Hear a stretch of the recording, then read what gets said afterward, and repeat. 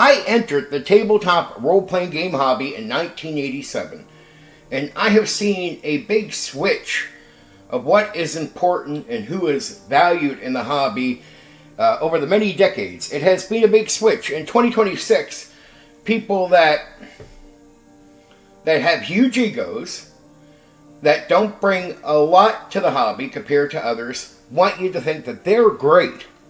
They'll put themselves up on a pedestal, and anyone that would be perceived as being maybe better than them or having more talent than them, they'll degrade that person and what that person does. Go back to 1987 when I entered the hobby. People with the most talent were appreciated. We had a high standard. Game designers actually made games where they expect the game master that's going to step up to run the game to have talent and to be able to perform. That was really important. And those game masters, the people that would run the games, there was a hierarchy, and they were put at the top because they had talent and they could perform. It was a respected position. And it was thought that they really brought more to the hobby than anybody else, because what matters in the tabletop role-playing game hobby? What really matters? It is that time at the table in the gaming session. Right? That experience is what we're focused on. Everything outside of that doesn't mean a whole lot, does it? It doesn't mean that other people don't have talent and don't bring something interesting to the hobby. But really, that moment, that experience, that time at the table is the most valuable time that we have.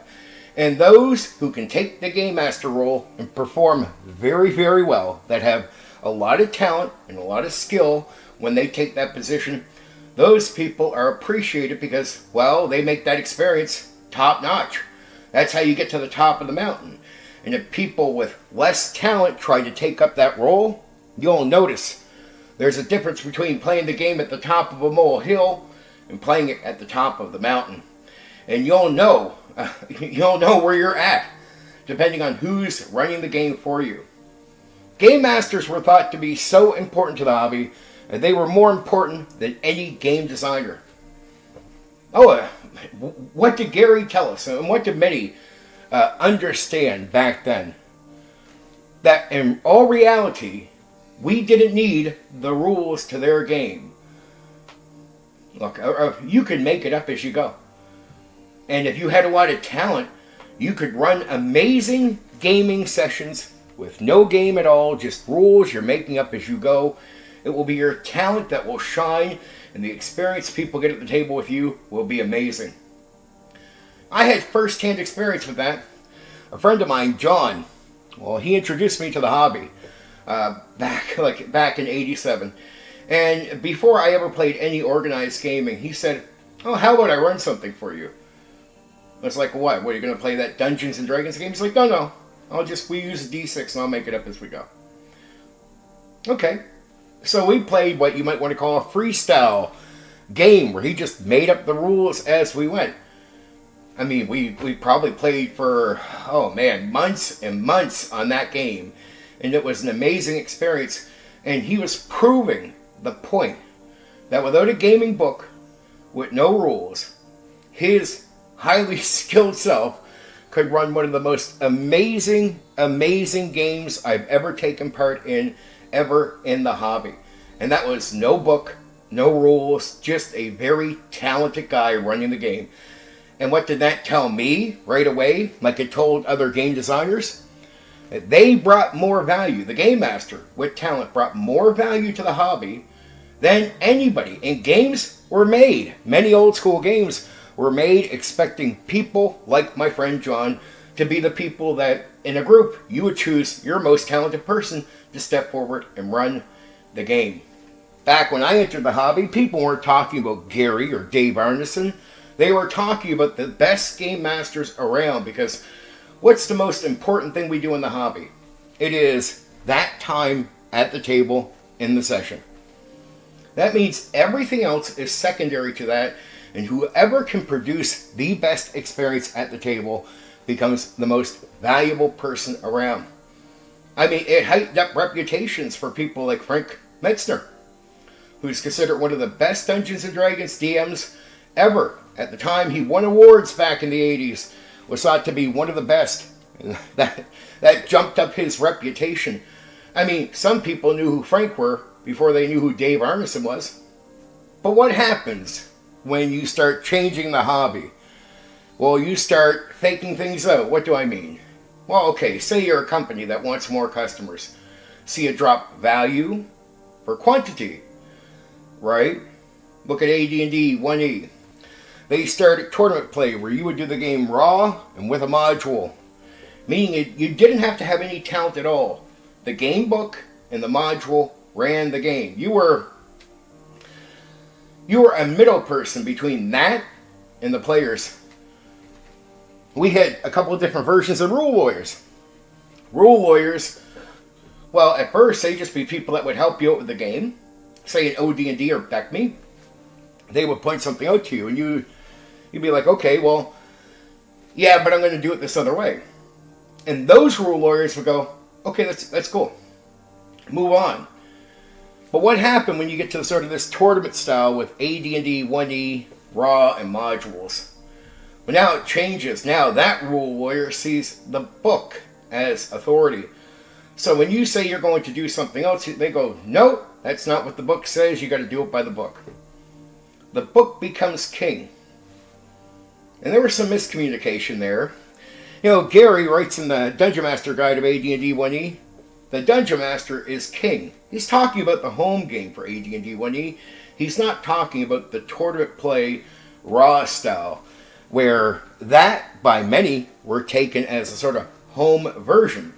People with less talent would run the game that way because they could get away with it. Use a module, run it by the book, no talent, no creativity needed from you at all.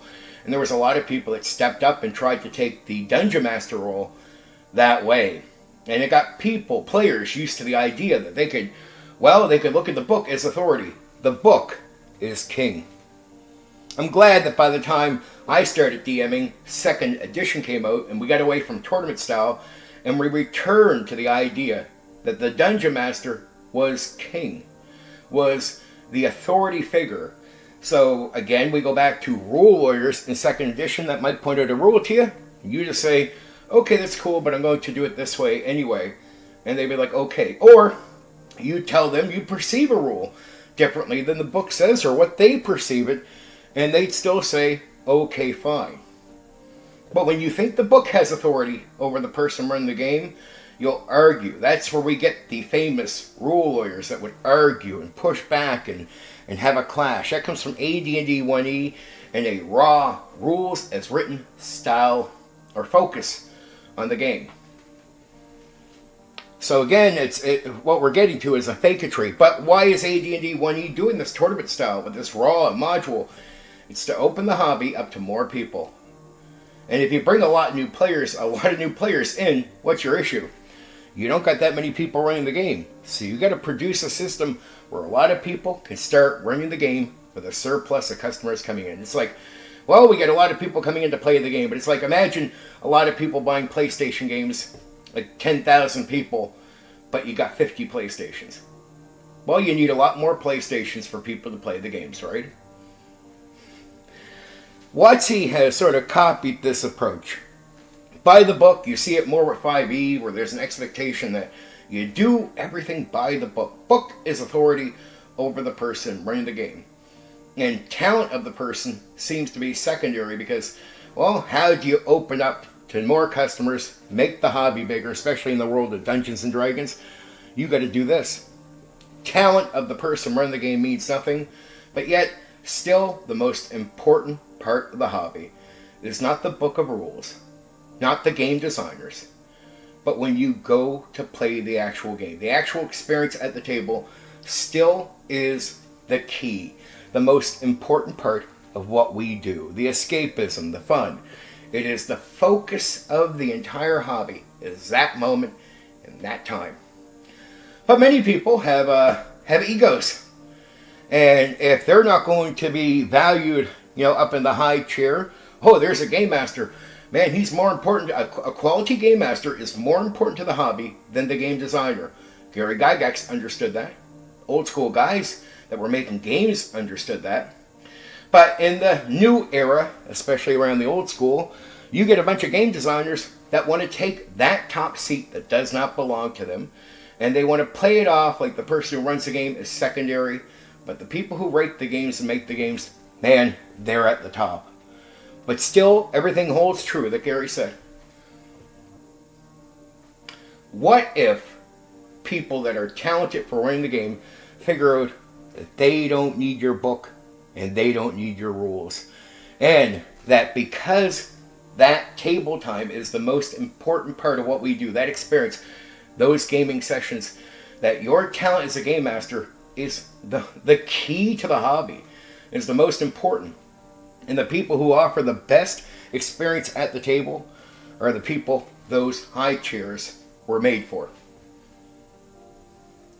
Look, I'm not trying to have this sort of clash of who gets to sit at the top of the hierarchy.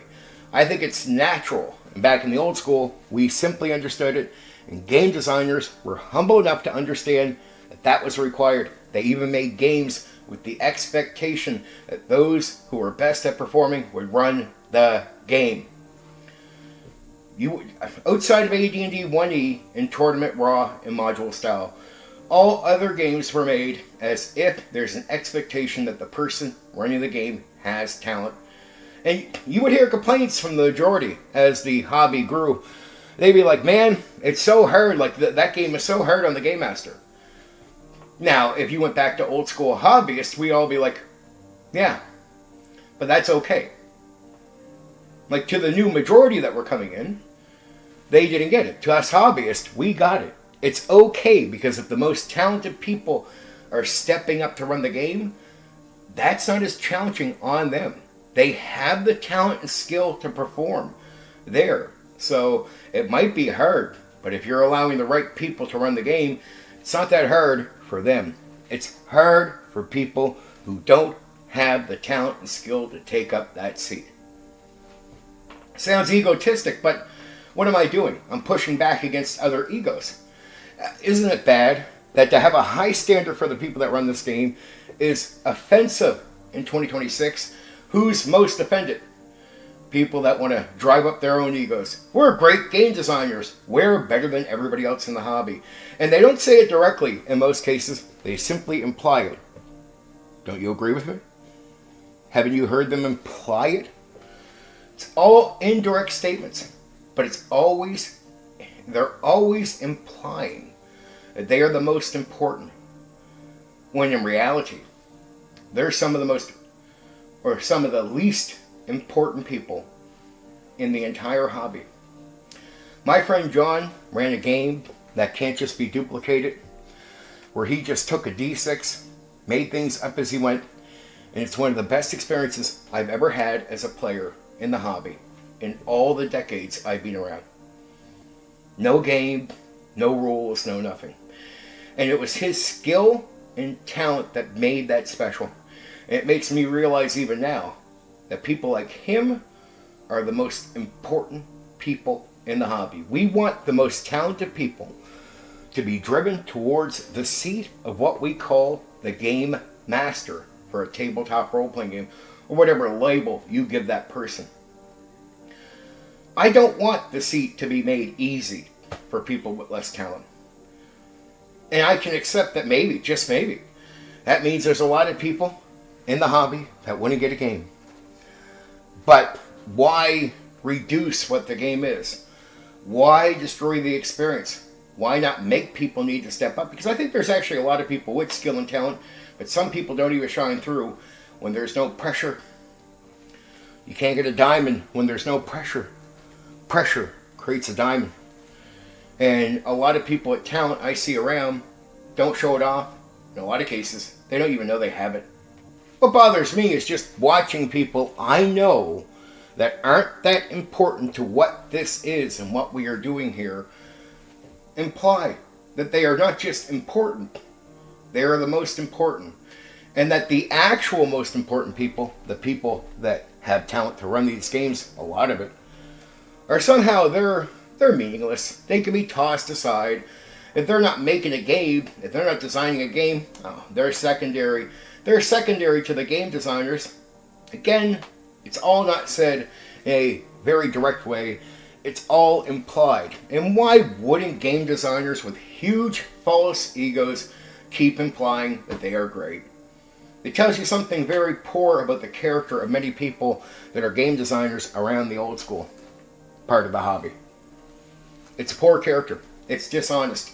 I came into the hobby when game designers were simply honest, honorable people that understood the truth and spoke it clearly. Had no shame in it. They understood that you should praise high skill and talent, and that the game is better off for everyone who gets involved when the most talented people take up very important roles like the chair where the game master sits. And we all know that's true.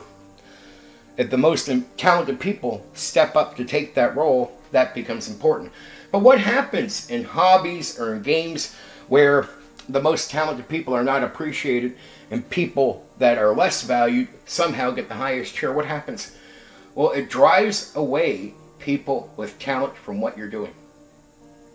See, people with real talent, people with amazing talent that I grew up with and that I grew up gaming with, you no longer see them around the hobby. Not many of them. Why? Because they go to places where talent is appreciated for what it really is. And they don't have to deal with some false competition with people that aren't as important as they are, pretending to be better than they are. But here, that is an issue. So it drives many talented people away. It really does. And we do that so we can have more customers, sell the game to more people. The easier it is to run, quality drops, quantity goes up, people make more money, people that can't back it up pretend to be great. Oh, it's a hammer on the hobby because it's never gone away. We reversed, and it's amazing that I came in. I'm so happy to have come into the hobby in 1987 when there was a moment when everyone was humble, everyone was honest, and we understood the most valuable key thing to this hobby is sitting down and having the experience with the game, the gaming session. It's more important than the books. It's more important than false egos. And the people that produce the best results at the table were the ones that were given that top spot, seen as top in the hierarchy. And why not? They produced the best at the table, which is what we were looking for. It was back in the day when we praised people like Frank Metzner and other people for being great at running the games, to the point where Frank Metzner was more respected than most game designers were even known. Like, he was more respected than pretty much every other game designer there was, to a certain degree. Gary wasn't appreciated just because he made D&D. Gary was talked about because he ran amazing games, and people to this day still talk about his skill and talent at the table running it, than just talk about how he made D&D. Want to know why? Because that is the most important role, is that the Game Master chair. It really is.